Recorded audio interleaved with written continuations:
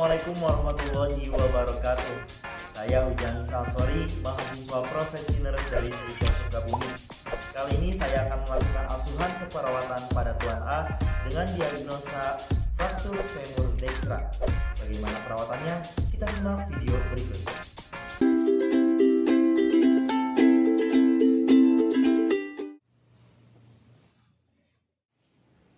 Assalamualaikum, selamat malam Pak. Perkenalkan, saya Isan Sori, mahasiswa profesi nurse. Tujuan datang saya ke sini akan melakukan pengkajian terkait penyakit Bapak. Kurang lebih waktunya 15 menit, kira-kira Pak bersedia nggak? Iya Pak, silakan.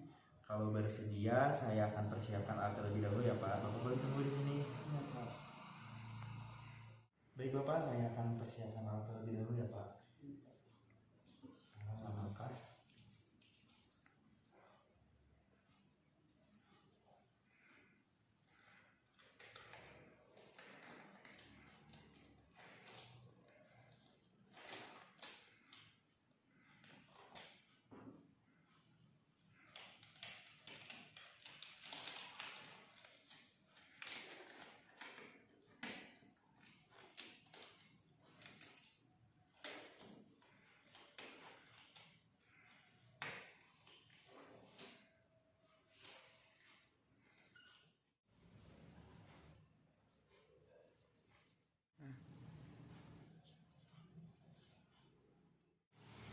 Bapak, saya lihat dari data sebelumnya bahwa Bapak mengalami fraktur atau patah tulang di bagian kaki kanan. Nah, keluhan utama Bapak saat ini apa Pak? Sakit sama nggak bisa gerak Pak. Sakit sama nggak bisa gerak. Nah, sakitnya seperti ditusuk, tertindih atau kayak gimana Pak? Iya, seperti itu Pak. Kalau saya kasih nilai 0 sampai 10, kira-kira sakitnya di nomor berapa Pak? Ini ada 10 Pak, sakit sekali. Sakit sekali. Nah, lalu Pak, kalau Bapak merasakan sakit ini ketika apa Pak? Kalau saya lagi gerak Pak. Lagi gerak. Iya. Terus kalau sakitnya berkurang ketika Bapak apa? Kalau saya paling lagi istirahat. Lagi istirahat. Nah, kalau boleh tahu ada nggak keluarga Bapak yang mengalami fraktur seperti ini? Enggak Pak. Nggak ada. Bapak punya riwayat alergi nggak?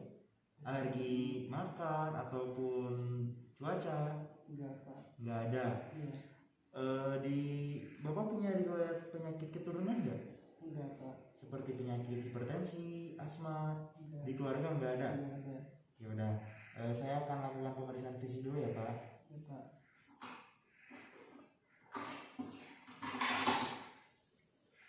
Bapak boleh pinjam tangannya?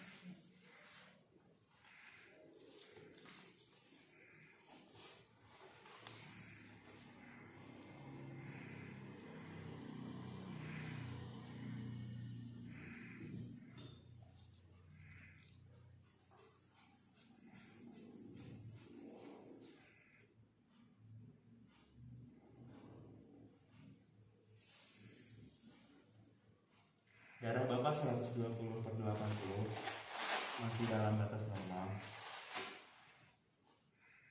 Setelah itu saya cek dulu ini ya Pak, suhunya. Bapak boleh dipinjam.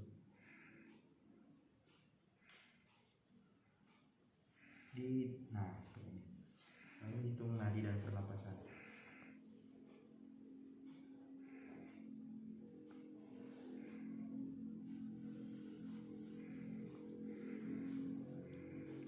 Untuk suhunya 36,8.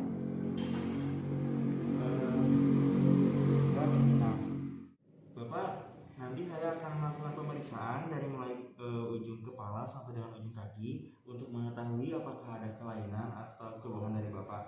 Iya Pak. Maaf ya Pak. Kepala.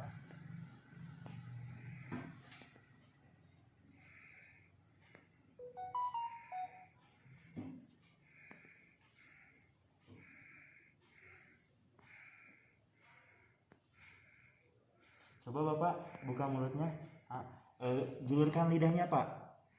Kurang. Udah.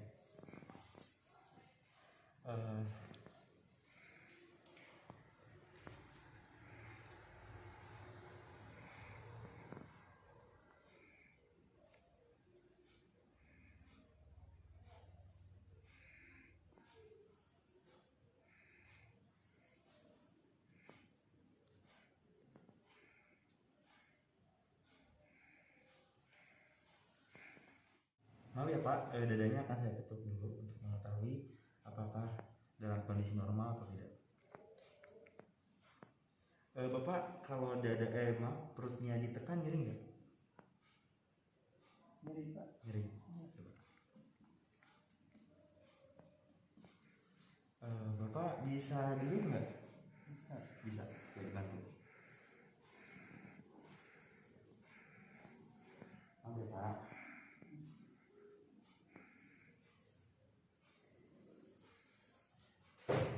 Coba Bapak bilang 777. 777. Kurang. 777. Nanti pinggang bagian bawah akan saya pukul. Kalau Bapak merasakan hilang ya. Tahu, nyeri Pak. Nyeri. Iya. Boleh tidur lagi Pak. Coba.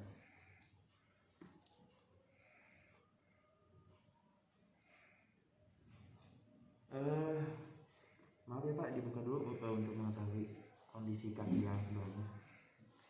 Yang ini bisa digerakkan nggak? Coba. Bawah. Kalau yang ini Nggak bisa. nggak bisa.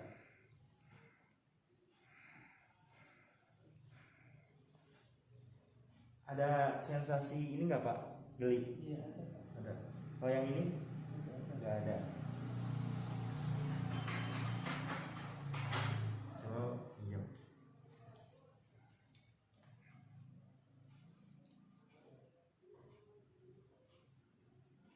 Ada. Coba yang ini.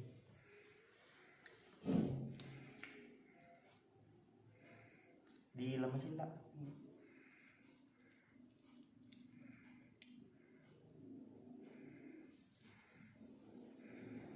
Baik Bapak, untuk pemeriksaan selanjutnya yaitu pemeriksaan alat vital dan juga anus. Kira-kira Bapak bersedia nggak? Enggak Pak.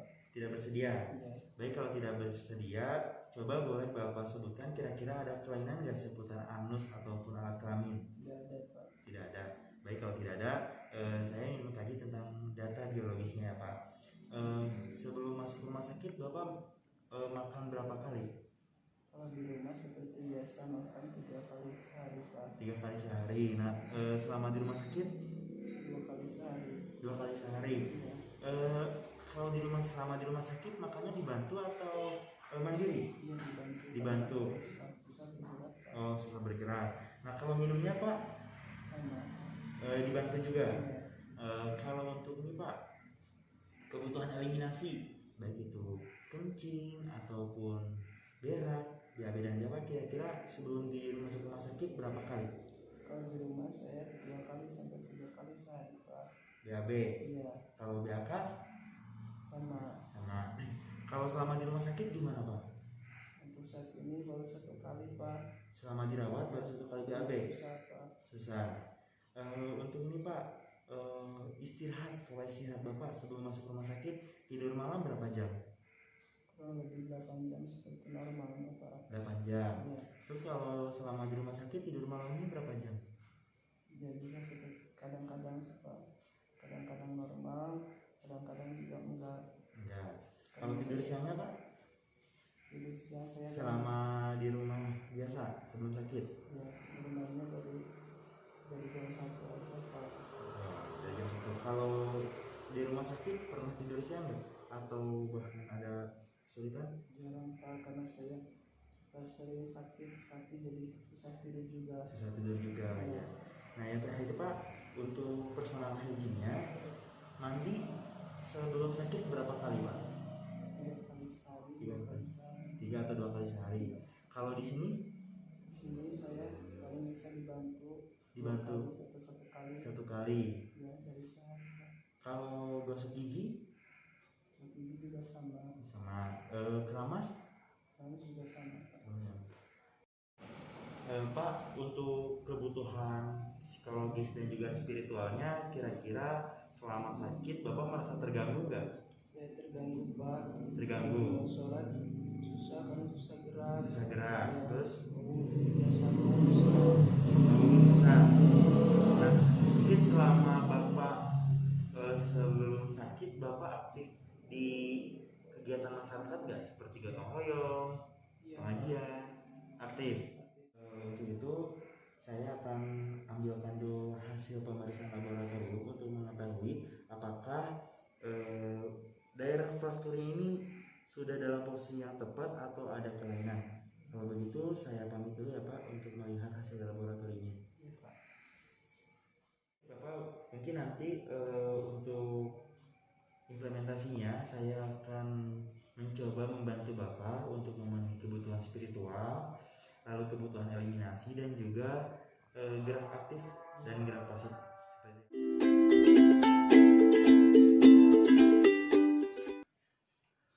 Berdasarkan hasil pengkajian dan analisis data, maka diagnosa keperawatan yang muncul yang pertama, nyeri berhubungan dengan agen injuri fisik. Yang kedua, gangguan mobilitas fisik berhubungan dengan kerusakan rangka neomuskuler. Yang ketiga, gangguan pemenuhan kebutuhan eliminasi alvi. Dan yang terakhir, gangguan pemenuhan kebutuhan spiritual.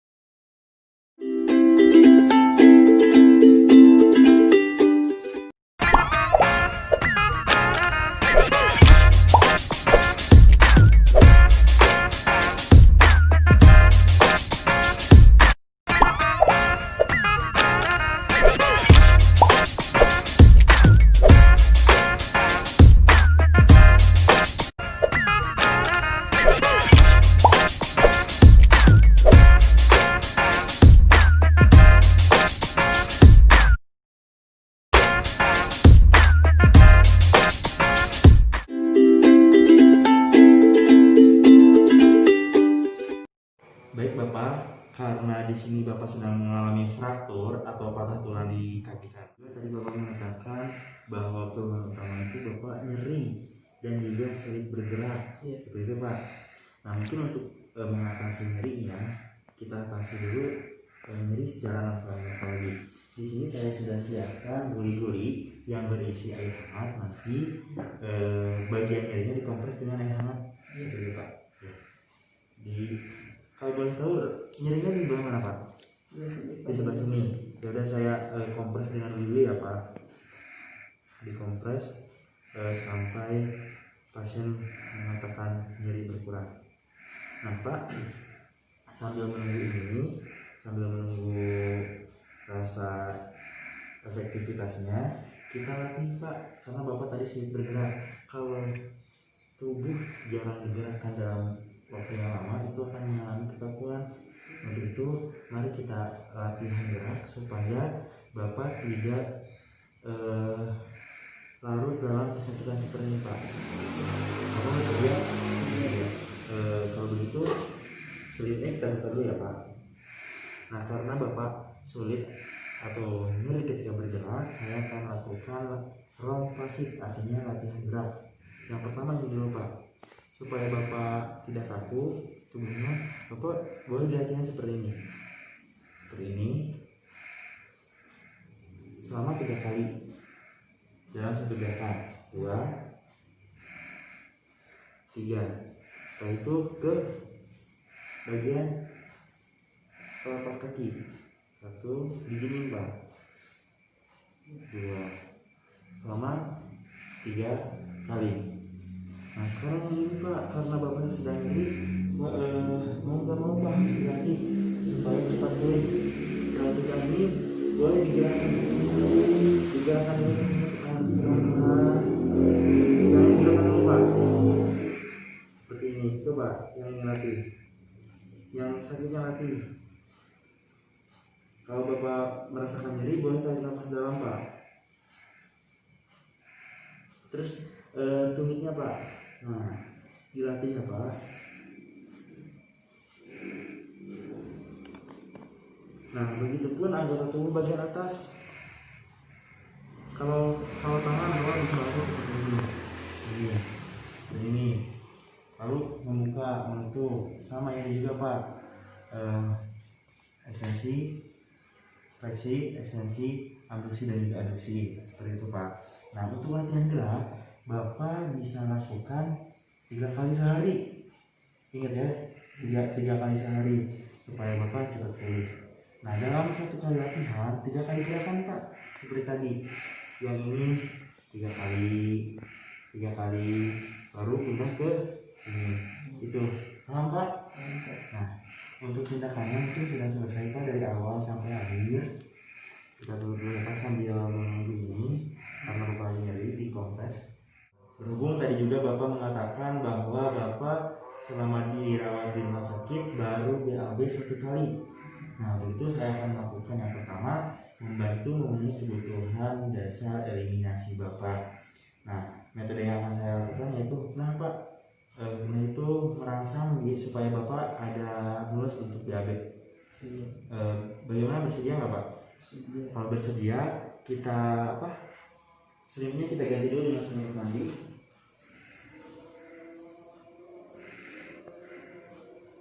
Dipegang dulu Pak.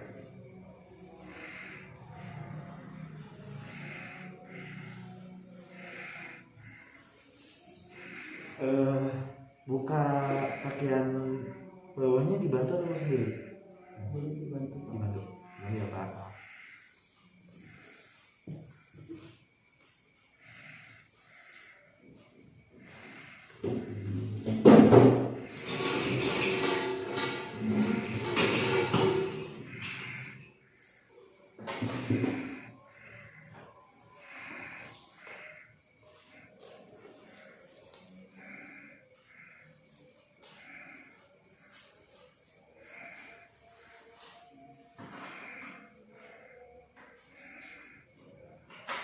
Bapak, saya akan memasukkan berupa air hangat atau air hangat ke anus Bapak. Kira-kira Bapak bisa miring ke kanan atau ke kiri? Ke kanan. Boleh Pak, saya bantu. Pelan-pelan ya Pak.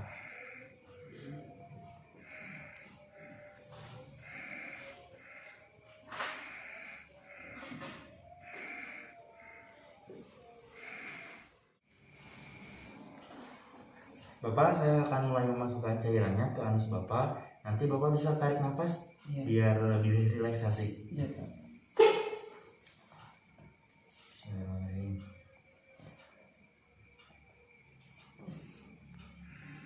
Sekali lagi ya Pak. Nanti kalau udah ada rasa mulas atau ingin BAB, segera katakan kepada saya supaya saya menyiapkan tispotnya Pak. Iya. Bapak gimana, udah ada rasa mulas buat BAB belum? Ya sudah Pak. Sudah. Saya pasang tispot ya Pak. Boleh kakinya ditekuk sedikit yang ini. Nah, bokongnya diangkat Pak, pelan-pelan.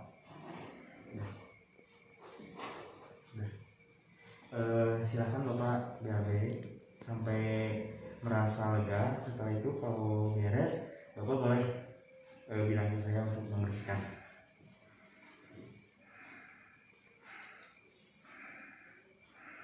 Sudah Pak. Sudah.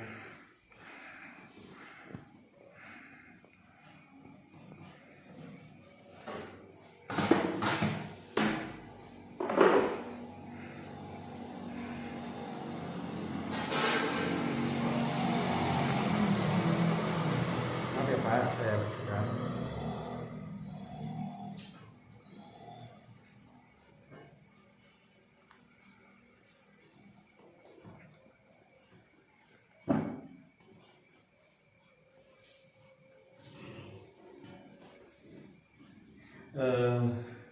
Saya ganti lagi ke selimut biasa Pak.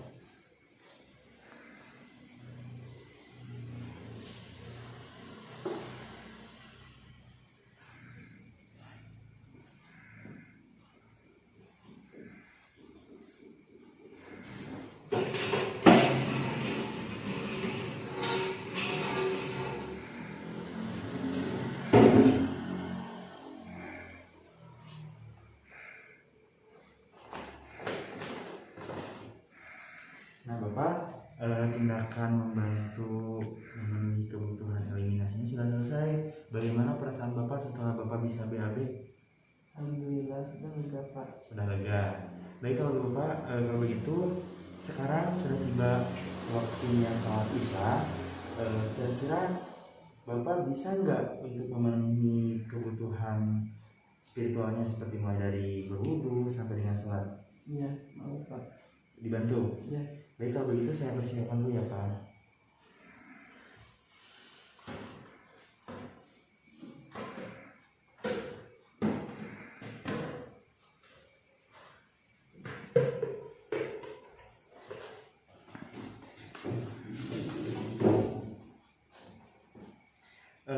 Posisinya mau tidur atau duduk? Duduk. Pelan-pelan ya Pak.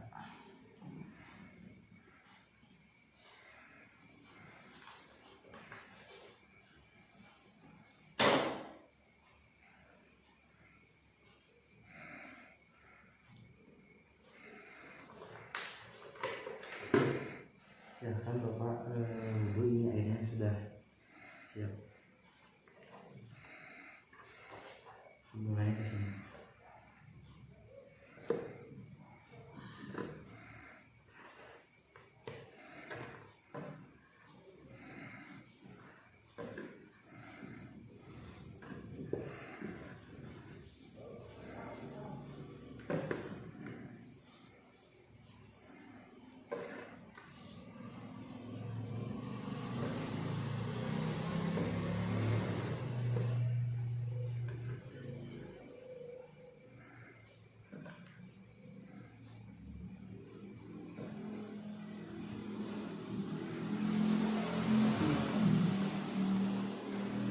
Nanti ya Pak.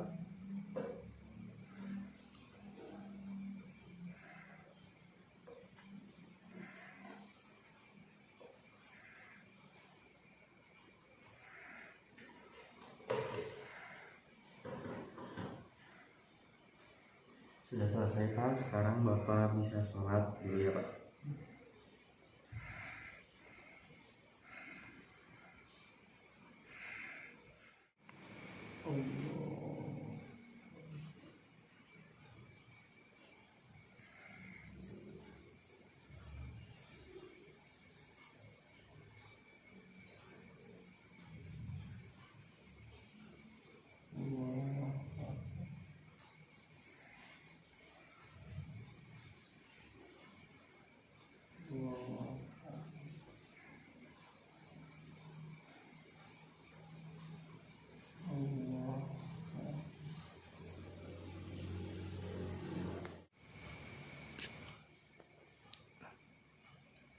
Assalamualaikum.